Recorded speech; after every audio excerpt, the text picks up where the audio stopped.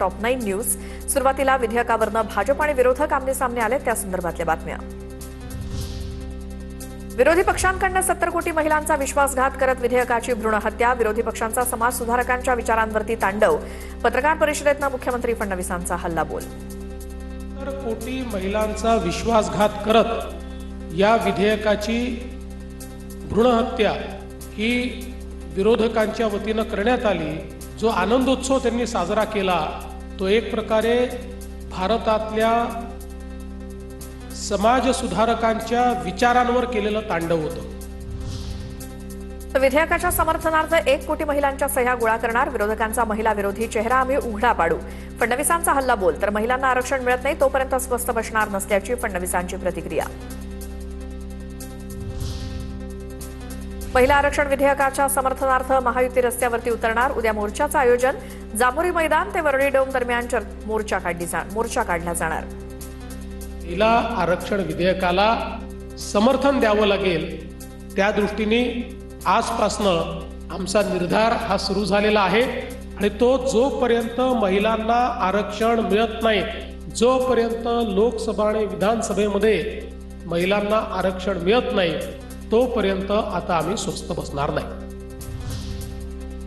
राहुल गांधींनी महिलांची माफी मागितली पाहिजे, फडणवीसांची मागणी। बाबासाहेब आंबेडकरांच्या विचारांवरती काँग्रेसचा घाला, विरोधकांनी आरशात स्वतःचे महिला विरोधी चेहरे बघावेत, फडणवीसांची टीका।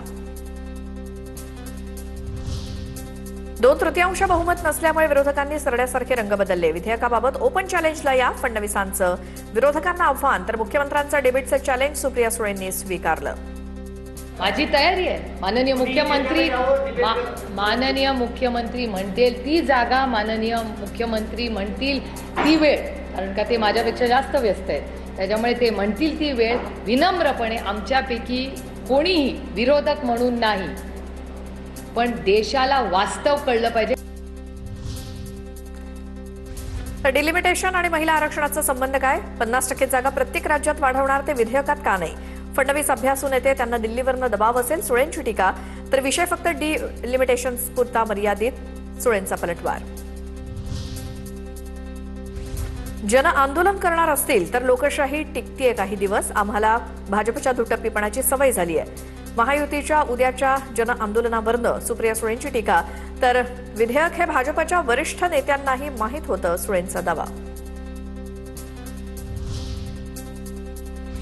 सुप्रिया सुळेंनी स्पष्ट केलं की त्यांच्या समकक्ष नेते असतील त्यांच्यासोबत चर्चा करायला तयार आहेत। शरद पवार चर्चा करायला तयार असतील तर मुख्यमंत्री तयार असतील। चॅलेंज कोण देतोय हे पण महत्त्वाचं, चित्रा वाघ यांची सुप्रिया सुळेंच्या चॅलेंजवरती टीका।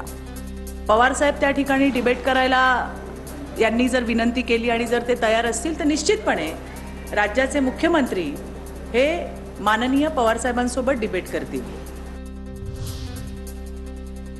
तर महिला आरक्षणाचे डमरू वाजवून कुणाला फसवताय? महिला आरक्षणाचे विधेयक 2023 मध्येच मंजूर, जुन्या ट्विटची आठवण करून देत संजय राऊतांची मुख्यमंत्री फडणवीसांवर टीका। उद्या जर देवेंद्र फडणवीस यांनी काही चुकीची विधाने केली या संदर्भात तर त्यांनाही माफी मागा, आणि आता तुम्ही कसली हे डमरू वाजवत बसलेला आहात? आणि आता टॉप 9 मोठ्या राजकीय बातम्या बघूयात। उपमुख्यमंत्री शिंदेंची साताऱ्यात सभा सुरू, बॅनरवरना मात्र आमदार महेश शिंदेंचा फोटो गायब। तर आम्ही घेणारे नाही तर देणारे, विकास कामांना निधी कमी पडू देणार नाही, उपमुख्यमंत्री शिंदेंचं आश्वासन। सभेला जाणार नाही, कोरेगावचे आमदार महेश शिंदे यांनी केलं स्पष्ट। उपमुख्यमंत्री शिंदेंच्या साताऱ्यातील सभेच्या बॅनरवरनं फोटो गायब असल्याच्या मुद्द्यावरती भूमिका स्पष्ट। पर्यटन महोत्सवाचं देखील निमंत्रण नसल्याची महेश शिंदेंची माहिती।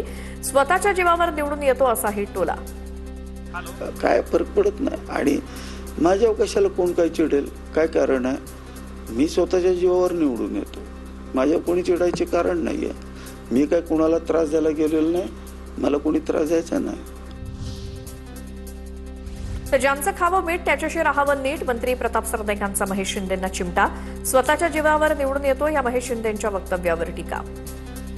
आशीर्वाद, ज्याचं खावं मीठ त्याच्याबरोबर राहावं नीट। आज जर एकनाथ शिंदे साहेबांचा चेहरा बघून आणि बाळासाहेबांच्या विचारानं जर तुम्ही निवडून आला असेल तर त्यांच्याबरोबर कायम निष्ठावंतच शिवसैनिक म्हणून राहायला पाहिजे।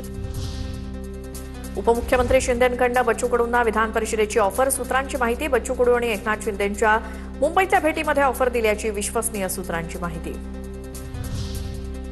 10 मे पर्यंत भूमिका स्पष्ट करा, अन्यथा सरकारला महागात पडेल. अजित पवारांच्या विमान अपघातावरनं रोहित पवारांचा मुख्यमंत्र्यांना थेट इशारा. त्या एवढ्या मोठ्या नेत्यालाच न्याय मिळत नसेल तर लोकच आता म्हणायला लागलेत तर मग आमचं काय, म्हणजे सामान्य लोकांचं काय. त्यामुळे लोकांचं प्रेशर या सरकारवर आहे.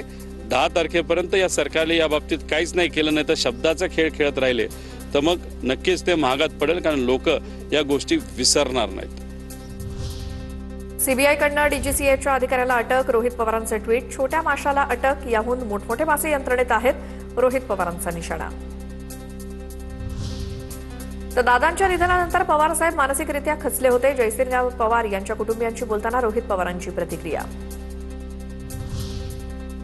निवडणूक आयोग म्हणजे भाजपचा पदाधिकारी. ज्ञानेश कुमारांच्या घरावरती भाजपचा झेंडा फडकतोय. संजय राऊतांची केंद्रीय निवडणूक आयोगावरती टीका. निवडणूक आयोग म्हणजे भाजपचा पदाधिकारीच आहे, त्याच्या गेटवर भाजपचा झेंडा फडकतोय. आता मी तुम्हाला माझ्या भाषेत सांगतो, हा जो निवडणूक आयोग आहे ना, हा लोकशाहीला फाट्यावर मारतो. आता टॉप 9 राजकीय घडामोडी बघूयात. राहुरी पोटनिवडणुकीच्या पार्श्वभूमीवर राम शिंदे आणि प्राजक्त तनपुरेंची त्यांच्या कार्यालयात भेट झाली. मुख्यमंत्र्यांची राहुरीत अक्षय कर्डिलेंसाठी प्रचार सभा. राष्ट्रवादी शरद पवार पक्षाच्या विकास लवांडेंविरोधात वारकरी संप्रदाय आक्रमक. तक्रारीनंतर पंढरपुरात गुन्हा दाखल. सामाजिक शांतता बिघडवण्याच्या कलमाखाली शहर पोलीस ठाण्यात गुन्हा दाखल. लवांडे यांनी वारकरी संप्रदायाची माफी मागावी अशी मागणी.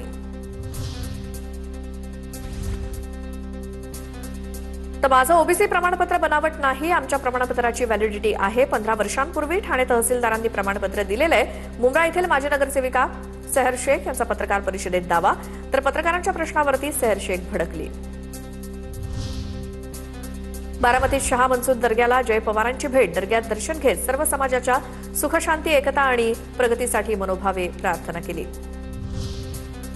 चंद्रपुरातील जोरगेवार आणि मुनगंटीवार वादासमोर प्रदेशाध्यक्ष रवींद्र चव्हाणांनी टेकले हात. आता चंद्रपुरातील निर्णय दिल्लीतच घेतले जातील असं म्हणत चव्हाणांनी दर्शवली हतबलता. कोणताही नेता निरीक्षक म्हणून जाण्यास तयार नसल्याची माहिती. इचलकरंजी महानगरपालिकेच्या स्वीकृत 6 सदस्यांना हायकोर्टाची नोटीस. स्वीकृत सदस्य निवड बेकायदेशीररित्या झाल्याचा माजी आरोग्य सभापती दीपक ढेरेंचा आरोप. ढेरेंची हायकोर्टाच्या कोल्हापूर सर्किट बेंचमध्ये याचिका. कोल्हापुरात गोकुळ दूध संघाच्या कारभारावरनं महायुतीत मतभेद. भाजप समर्थक अपक्ष आमदार शिवाजी पाटील यांच्या आरोपांनंतर मंत्री हसन मुश्रीफ नाराज. गोकुळमध्ये मुश्रीफ सोबत नको, चंद्रकांत पाटील यांच्यासमोर भूमिका स्पष्ट. लवकरच पुन्हा बैठक घेऊ, तोपर्यंत वाद होतील अशी वक्तव्य नको, चंद्रकांत पाटील यांच्या सूचना. आमदार विजय शिवतारे यांना किडनी प्रत्यारोपण केल्यानंतर कन्या ममता शिवतारे यांचे कार्यकर्त्यांकडून लाडू तुला करून सासवडमध्ये स्वागत. यावेळी महिला पदाधिकारी आणि कार्यकर्ते भावनिक.